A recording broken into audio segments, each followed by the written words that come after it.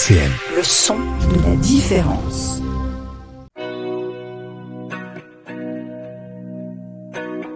Biodiversité sur RCN, Chloé Baduel. Bonjour à tous, vous êtes sur RCN 90.7 et on est dans l'émission Biodiversité avec Cécilia de l'épicerie Day by Day dans une émission spéciale bio. Le bio, on en parle depuis quelques années déjà, mais sans savoir vraiment d'où ça vient et ce que c'est. On a tous forcément consommé un produit dit bio. L'agriculture biologique est un mode de production plus respectueux des hommes, des animaux et de l'environnement. C'est l'un des points clés de la transition écologique, une transition vers un mode de vie plus sain et plus éco-friendly. Les produits bio, autrefois vus comme étant réservés à une partie de la population, font leur petit bonhomme de chemin, comme on dit, et ils envahissent de plus en plus de foyers. En 2019, c'est près de 9 Français sur 10 qui déclaraient consommer bio, ne serait-ce que rarement. Les moins de 35 ans sont le moteur du marché, car ils ont une vision de la consommation et une éthique différente vis-à-vis de l'environnement. Consommer bio serait presque devenu un acte engagé, voire militantisme. Les consommateurs sont également en attente d'une offre bio de proximité chez leurs artisans. Ils sont de plus en plus intéressés par des points de vente à taille humaine, proches de chez eux, de relations directes avec le producteur ou le transformateur. Alors le bio, qu'est-ce que c'est réellement ? Est-ce qu'il y a plusieurs types de produits bio ? Et est-ce que le bio est toujours vraiment bio ? On va tenter de répondre à toutes ces questions avec Cécilia. Cécilia travaille à l'épicerie Day by Day à Nancy. C'est une épicerie 100% vrac. On y trouve des produits de qualité, il y a plein de références et c'est bon pour l'environnement. Cécilia, bonjour et bienvenue dans Biodiversité, comment vas-tu ? Bonjour Chloé, ça va très bien, merci, et toi ? Ça va très bien, merci. On parlera de Day by Day un peu plus tard et plus en détail dans l'émission. Merci d'être avec nous, vous êtes sur RCN 90.7. Restez avec nous, on revient tout de suite après Partons vite de Kaolin et on parlera avec Adrien Fournet de l'association Eden. Biodiversité sur RCN, Chloé Baduel. On est avec Adrien Fournet de l'association Eden à Nancy. Bonjour Adrien, comment vas-tu ? Bonjour, ça va bien et vous ? Ça va très bien, merci. Alors tu fais partie de l'association Eden, Entente pour la défense de l'environnement nancéen. Tu peux nous en dire plus, c'est quoi Eden ? Alors, Eden, c'est une association qui existe depuis 30 ans, qui s'occupe de façon générale à l'amélioration du cadre de vie, de la transition énergétique, des déplacements. Donc voilà, on s'intéresse à toutes ces questions, on interroge les pouvoirs publics pour voir s'ils prennent des mesures en place et puis on fait aussi la promotion des alternatives. Voilà. Par exemple, la solution vélo, sur lequel on est activement en campagne. Oui, alors justement, en ce moment, vous agissez surtout sur la question des mobilités. Dis-nous en plus, c'est quoi aujourd'hui le défi lié à ce sujet-là ? Le défi, aujourd'hui, disons que sur le bassin de vie, donc la métropole plus les communes voisines, on est fortement dépendant de mobilités carbonées et qui consomment de l'énergie, qui sont, je dirais, pour le cadre de vie, bruyants, polluants, pas bon pour la santé avec la pollution atmosphérique, même si la voiture a bien sûr quelques avantages à la circulation, c'est une certaine liberté, mais il nous semble que dans beaucoup de cas, c'est un usage qui est contraint pour les gens parce qu'ils ne sont pas en sécurité de faire autrement, c'est pas suffisamment efficace.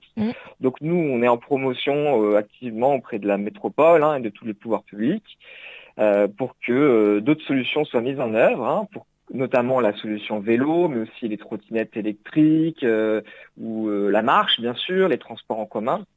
Oui. Et il y a clairement un gros manque sur la métropole du Grand Nancy par rapport à ce qui peut se faire ailleurs en France et en Europe sur cette solution, quoi. Donc on agit, on mobilise et on espère que nos idées seront entendues.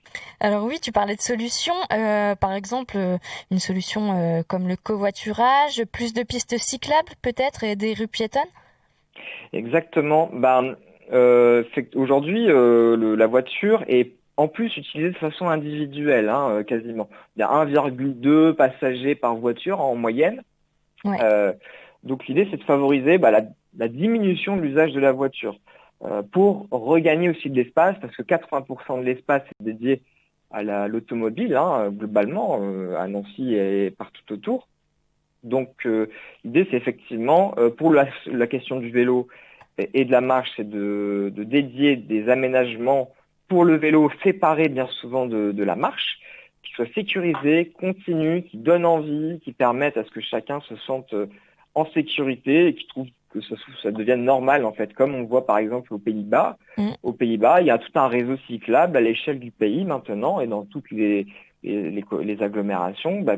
Du coup, c'est normal de se déplacer avec ce mode de transport. De même, il faut un réseau de transport en commun performant, voilà, qui est bien cadencé pour que les gens n'aient pas à regarder l'heure à laquelle partir. Donc, ça deviendra de plus en plus attractif ainsi. Alors, voilà. Et rendre aussi le cadre de vie plus agréable, plus ouvert sur la biodiversité. Donc, on a des parcs sur la métropole qui existent déjà, qui sont assez grands, mais l'idée c'est de les faire aussi déborder pour que ce soit un environnement plus apaisé, des quartiers résidentiels moins soumis à un trafic de raccourcis opportunistes, où les gens puissent se réapproprier l'espace et la biodiversité également. Et on m'a dit aussi que pour soutenir du coup la problématique liée au déplacement, vous allez organiser une Vélorussion. Ça consiste en quoi ? Alors, on organise effectivement une Vélorussion le 5 juin, samedi 5 juin, 14h, départ place Charles III. Une Vélorussion, c'est une manifestation à vélo, festive, familiale. On sera, bien sûr, on déclare le trajet en préfecture. Il sera moins de 10 km. On prendra notre temps pendant 2 heures. Il y aura de la musique, des DJ, de la couleur, de l'animation. Donc là, l'idée, c'est qu'on se retrouve, on fasse la fête ensemble, mais aussi on montre le plus simplement du monde possible que la solution vélo, et les trottinettes, et gyroroues, tous ces modes-là sont une solution désirable d'avenir pour tout le monde. Donc voilà, samedi 5 juin, place Charles III à Nancy. Très bien. Alors, vous vous intéressez pas qu'aux mobilités chez Eden, mais aussi à la gestion des déchets, c'est ça ? Ouais. La gestion des déchets, effectivement, c'est-à-dire que on est une association généraliste, donc la gestion des déchets, c'est la façon dont on pourrait réduire collectivement. La métropole du Grand Nancy a son rôle à jouer, elle fait le traitement des déchets. Il y a aussi une question de la façon dont certaines usines en périphérie de la métropole utilisent comme source d'énergie. Il est de plus en plus poussé l'idée qu'on va brûler des CSR, des combustibles solides de récupération à Novacarb notamment. Donc c'est les chaudières qui vont remplacer le charbon. Et là, récemment, on a été aux enquêtes publiques sur ces dossiers-là, pour justement comprendre ce qui se passe derrière, parce que il y aura de plus en plus de transports, de camions sur ces enjeux-là. Donc sur la question des déchets, il y a bien entendu la part de consommation individuelle, comment on fait pour réduire nos emballages. Alors c'est un peu aussi complexe.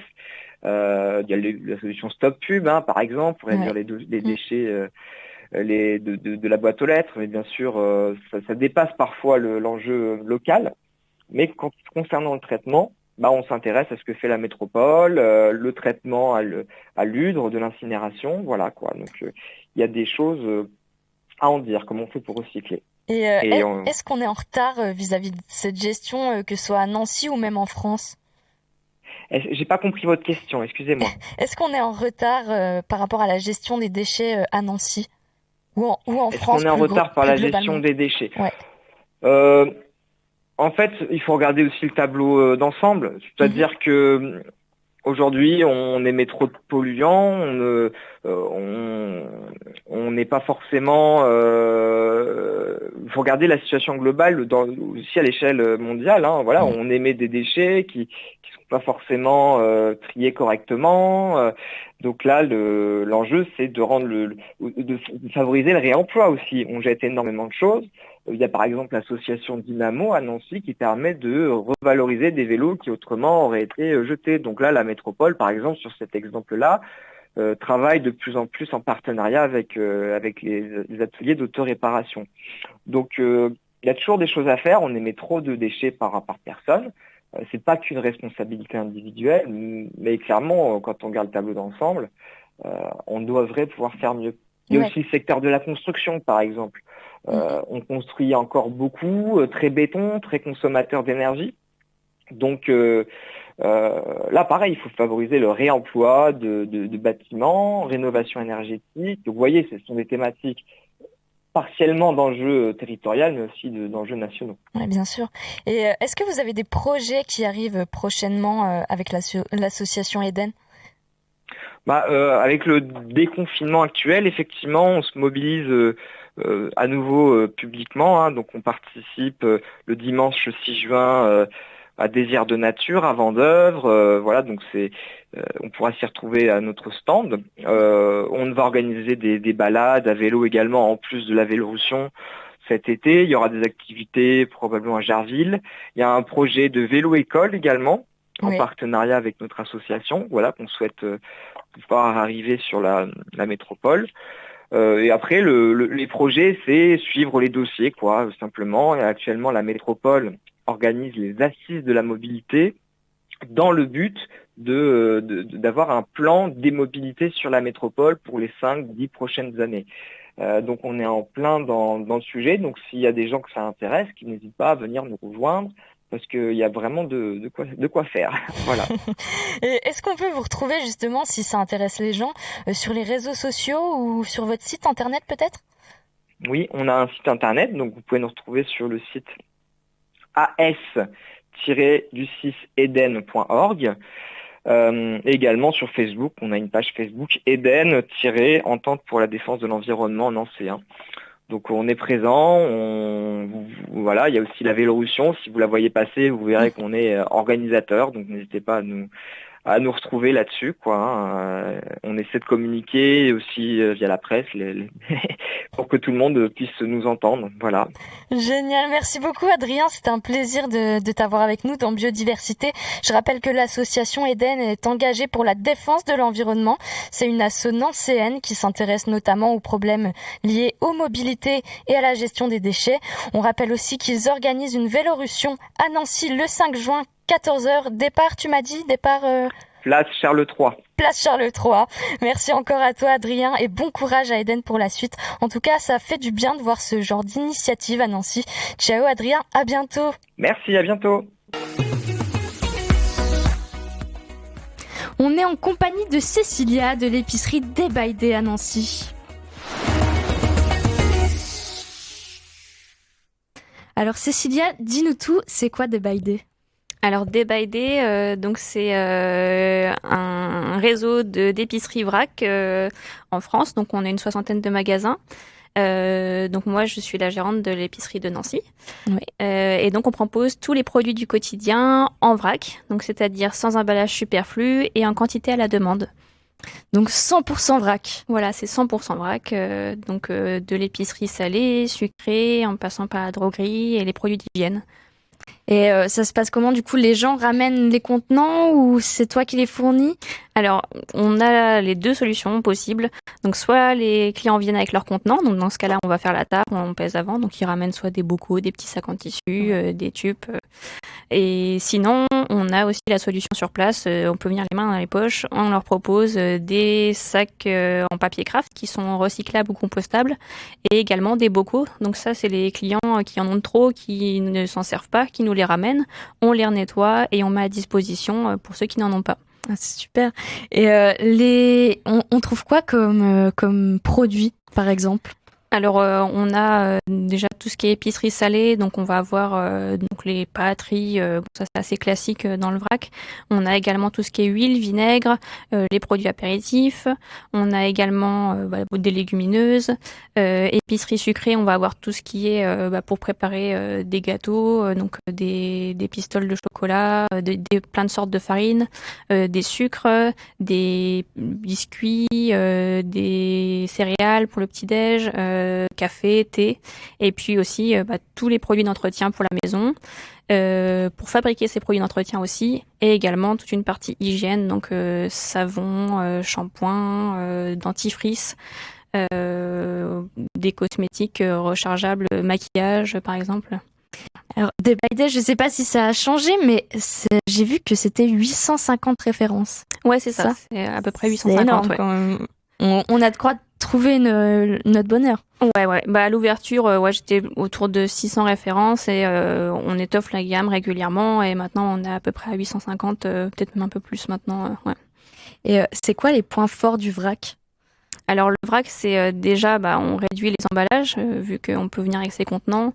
Nous, on reçoit tout en gros volume, en grosse quantité, donc ça fait moins de déchets d'emballage au final que plein de petits emballages individuels. Et puis aussi moins de gaspillage puisque vu qu'on prend juste la quantité dont on a besoin, on réduit le gaspillage alimentaire également. Et l'autre jour, j'ai eu une discussion du coup à propos du vrac et on m'a dit que la crise sanitaire, ça avait été à double tranchant. Ça a aidé à développer la conscience écologique des gens, mais le fait de pouvoir justement se servir soi-même, ça a freiné un peu les gens quand ils allaient se servir dans le vrac. Est-ce que c'est vrai ou pas ? Alors ça peut être vrai peut-être dans les grandes surfaces où là il y a personne dans le rayon vrac et donc du coup c'est laissé personne ne surveille, ne voit comment ça se passe.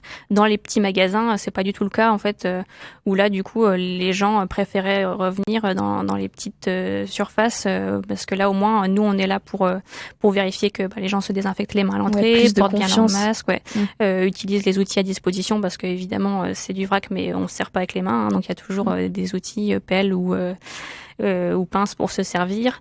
Et puis on désinfecte régulièrement aussi toutes les surfaces et tout ce qui peut être touché par les clients. Et est-ce que tu as ressenti des changements depuis la pandémie dans la façon de consommer ? Est-ce qu'il y a plus de gens ? Est-ce que les gens consomment différemment, plus de vrac ?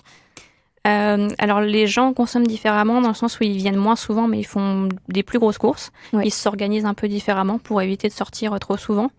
Et puis aussi, il y a beaucoup de personnes qui habitaient dans le quartier qui connaissaient pas le magasin et du coup, ils sont revenus vers leur commerce de proximité alors qu'ils n'y allaient plus. Donc ça nous a fait pas mal de nouveaux clients finalement avec le Covid, quoi. Et dis-moi, comment est-ce qu'on peut retrouver Day by Day ? Vous êtes présent sur les réseaux sociaux ? Oui, alors du coup, ma page Facebook, c'est Cécilia de Day by Day Nancy. Ouais. Il y a le site internet daybyday-shop.com. Et il y a sur Instagram aussi, j'ai une page Insta. Et surtout, l'adresse du magasin ? Alors, c'est 37 boulevard Charles V à Nancy. Et on peut vous souhaiter quoi pour la suite ? Plein de bonnes choses. Encore plus de références en vrac et puis de développer notre offre. En tout cas, on vous le souhaite. Merci beaucoup Cécilia. N'hésitez pas à aller voir Day by Day Nancy sur les réseaux sociaux, Facebook, Insta et sur le site internet. Et encore mieux, allez directement faire un tour en magasin. Il y a du choix. C'est une épicerie 100% vrac. Ça permet de mieux consommer tout en protégeant la planète. Cécilia, tu restes avec moi pour la suite ? Oui, avec plaisir. On va parler des produits bio, de l'agriculture biologique, toujours en compagnie de Cécilia de l'épicerie Day by Day à Nancy. On va répondre à toutes les questions que vous vous posez sur le sujet dans Biodiversité, mais ça c'est juste après Good for You d'Olivia Rodrigo sur RCN.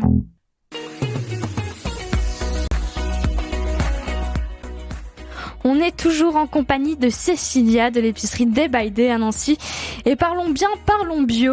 9 Français sur 10 consomment du bio. La moitié de ces consommateurs en consomment régulièrement, c'est-à-dire au moins une fois par semaine. Les produits bio prennent de plus en plus de place dans nos placards. Mais est-ce qu'on sait vraiment d'où ça vient ? Est-ce qu'il y a plusieurs types de produits bio ? Et surtout, est-ce que c'est toujours vraiment du bio ? Alors Cécilia, le bio, ça veut dire quoi ? Alors le bio, c'est un type d'agriculture qui finalement n'utilise pas de produits chimiques, donc pas d'engrais ou de pesticides de synthèse. Donc pour préserver la biodiversité, l'environnement et les sols. Et tu vends beaucoup de produits bio dans ton épicerie ? Alors nous, on a à peu près 35% de produits bio. On ne fait pas que du bio, effectivement, dans le magasin. Mais en fait, on a pour pour politique. Enfin, on préfère justement prendre du bio de qualité, savoir d'où ça vient, comment c'est fait, et des fois on favorise des produits français qui ne sont pas bio, tout en sachant comment ils sont faits, plutôt que de prendre du bio qui vient de l'autre bout de la planète. Oui. Et donc du coup le bilan carbone finalement il est très mauvais, quoi. Et vous avez quoi du coup par exemple comme produit bio?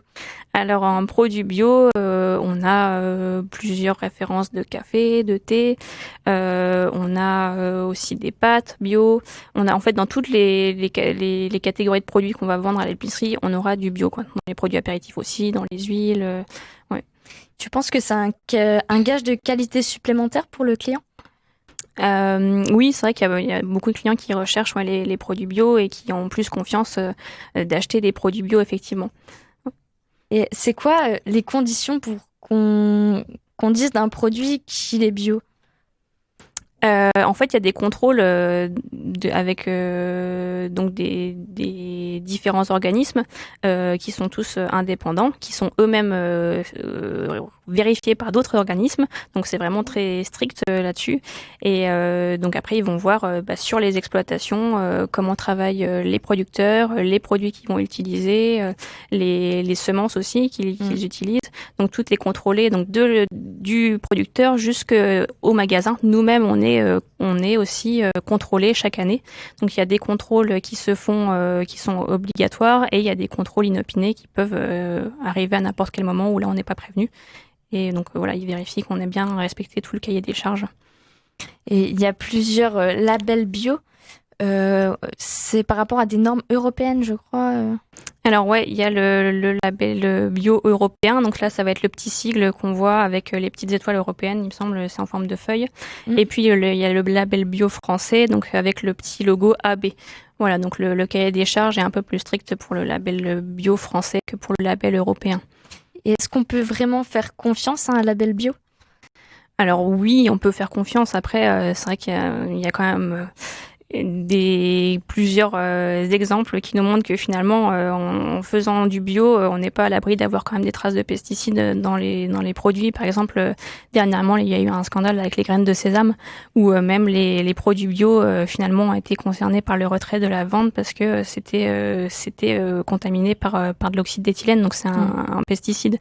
C'est pour ça que je disais aussi que finalement, vaut mieux savoir comment est fait le produit, d'où il vient, et privilégier les produits français et locaux avant même le bio, quoi, finalement. Ouais, avoir un vrai suivi derrière. Ouais, c'est ça, ouais. Et on voit de plus en plus de bio, que ce soit dans les commerces spécialisés ou même dans les grandes surfaces. Est-ce qu'on peut comparer les produits? Est-ce que c'est comparable un produit bio dans une grande surface et dans un magasin spécialisé? Est-ce que c'est pareil? Ça va dépendre après aussi du producteur, de là où est fabriqué le produit, en fait, où est cultivé le produit. Si c'est un produit bio qui est en dehors de l'Union européenne, ça va pas être les mêmes critères qu'un produit bio qui est fait en France. Et nous, ce qu'on regarde aussi, c'est en parallèle du label bio, il y a d'autres labels, comme par exemple le label Max Havelaar, qui lui, c'est un label qui garantit des conditions de rémunération pour les producteurs. Et d'ailleurs, est-ce que les produits bio sont vraiment toujours bio? Ça, c'est assez. Enfin, il y a pas mal de gens qui disent oui, mais. Ouais, effectivement, il y a des produits bio qui peuvent au final contenir des traces de pesticides. Là, c'est sûr que on n'est pas à l'abri, d'avoir des pesticides. Alors que ce soit le producteur qui les mette, peut-être pas, mais des fois ça peut être un champ à côté qui va être contaminé, ou le terrain lui-même qui contient déjà des traces de pesticides. Et c'est vrai que souvent c'est quand c'est du bio qui vient de l'étranger, où là il y a il y a des contrôles qui sont faits et on s'en rend compte au final après. C'est quand même. On essaye de pas faire rentrer ces produits avec le label bio en France, mais malheureusement, des fois, il y en a que ça passe à travers les mailles du filet, quoi. Et il y a quelque chose aussi qui est assez drôle, enfin drôle entre guillemets, c'est qu'on retrouve des produits bio dans des grandes surfaces, mais j'ai l'impression qu'il y en a pas mal qui sont suremballés.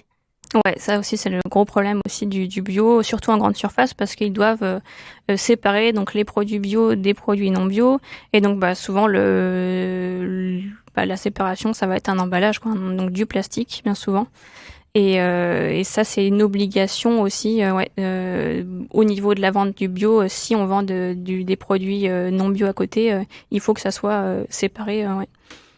Et manger bio, est-ce que c'est meilleur pour la santé ? Alors ouais, il y a quand même plusieurs études qui ont montré que les produits bio, d'une manière générale, étaient plus riches au point de vue nutritionnel. C'est souvent du fait qu'on utilise. Alors après, il faut voir le bio aussi que l'on achète. Hein. C'est sûr que si c'est du bio de grande surface, bon, c'est pas toujours le cas. Mais du bio d'un petit producteur local, souvent il va utiliser des variétés anciennes qui sont plus intéressantes au point de vue nutritionnel. Et est-ce que justement l'agriculture biologique c'est en train de prendre une ampleur, que ce soit du côté des consommateurs mais aussi des producteurs ? Ouais, ça se développe de plus en plus, l'agriculture biologique. Il commence à y avoir des aides aussi pour les agriculteurs pour se développer en bio. Donc c'est vrai qu'il y en a beaucoup qui commencent à passer au bio. Et il y a d'autres labels. Je sais que nous, on a pas mal de producteurs qui ont aussi le label HVE, donc haute valeur environnementale. C'est un label qui, ils font attention à ce qu'ils vont épandre sur les plantations, donc limitent les pesticides. Mais également, il y a des critères au niveau de la biodiversité. Donc, par exemple, ils vont regarder si l'agriculteur il va planter des haies autour de ses plantations. Ils vont regarder aussi la gestion des ressources en eau, la préservation des sols, les rotations de culture, etc. Le bio attire, que ce soit les consommateurs, les producteurs ou les revendeurs. De plus en plus de gens sautent le pas et préfèrent privilégier la qualité à la quantité. Consommer bio, ça permet de soutenir une agriculture plus respectueuse de l'environnement, de notre santé. Et bien souvent, ça fait marcher les petits commerces de proximité. Restez avec nous sur RCN 90.7. Vous êtes toujours dans l'émission Biodiversité. On revient pour un quiz fake or not fake spécial bio.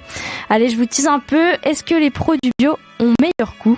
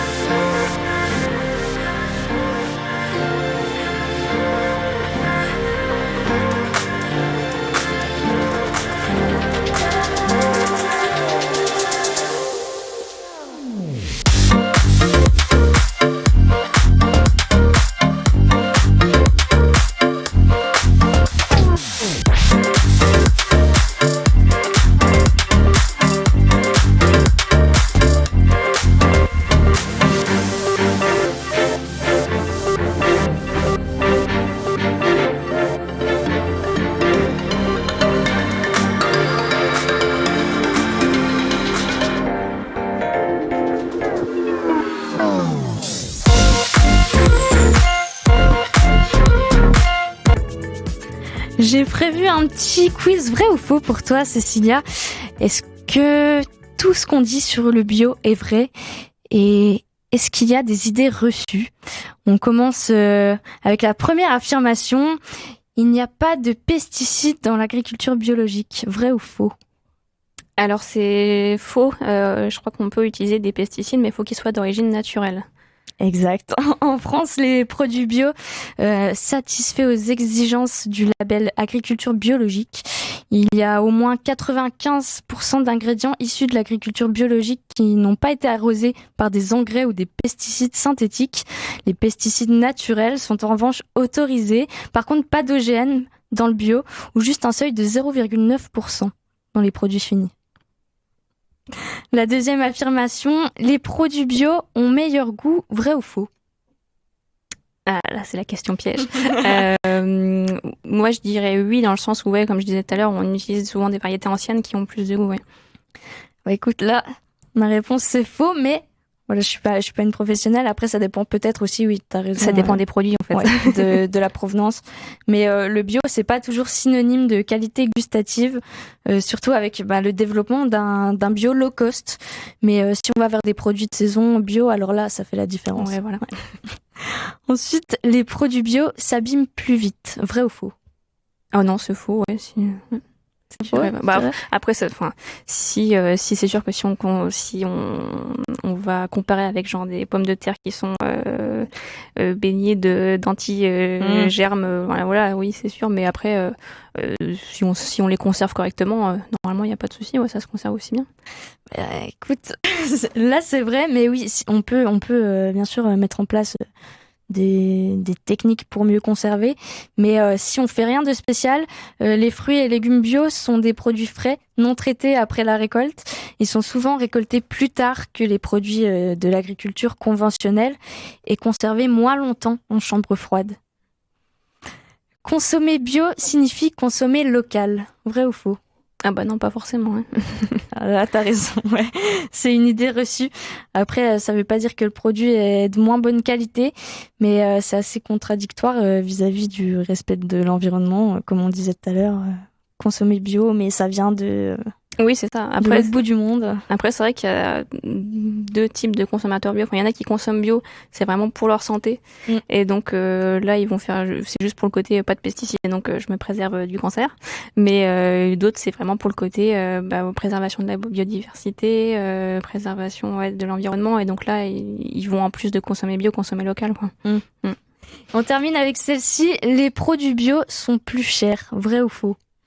Eh ben non, pas forcément. Pas chez des Biden. Mais oui, après ça dépend d'où on achète ces produits bio, mais en général dans les magasins spécialisés ou dans les c'est pas forcément plus cher. Ouais. Moi j'avais la réponse vraie, mais il y a plusieurs raisons qui expliquent ça. Les rendements sont moins importants que pour l'agriculture conventionnelle.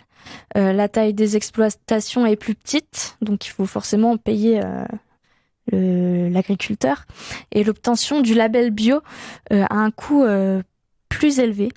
Ceci étant dit, acheter local de saison en vrac et non transformé, ça permet de limiter la casse avec la satisfaction de manger de bons produits. Ouais, c'est ça. À qualité équivalente, au final, on va pas être plus cher. Et puis, consommer moins, mais mieux. C'est ça. Voilà. J'espère que cette petite chronique vous aura appris pas mal de choses. On se retrouve tout de suite, mais c'est juste après Ego de l'Homme Pâle sur RCN 90.7. Restez avec nous. Biodiversité sur RCN, Chloé Baduel. Biodiversité, c'est déjà fini. Merci à Cécilia de l'épicerie 100% vrac des Baïdés à Nancy. N'hésitez pas à aller faire un tour en boutique. Il y a plein de produits. Vous trouverez forcément votre bonheur. On mettra le lien des réseaux sociaux et du site internet sur la page Facebook et Insta de RCN si vous voulez plus d'infos. Merci beaucoup d'avoir accepté l'invitation. Cécilia, tu reviens quand tu veux. Merci Chloé, à bientôt. Merci à Jean-Luc, notre technicien, pour son super travail. Et merci à vous, chers auditeurs, d'avoir écouté Biodiversité sur RCN. On termine l'émission en musique avec Drew Barrymore de SZA. On se retrouve très bientôt pour une prochaine émission. Prenez soin de vous. Ciao, ciao. RCN, www.rcn-radio.org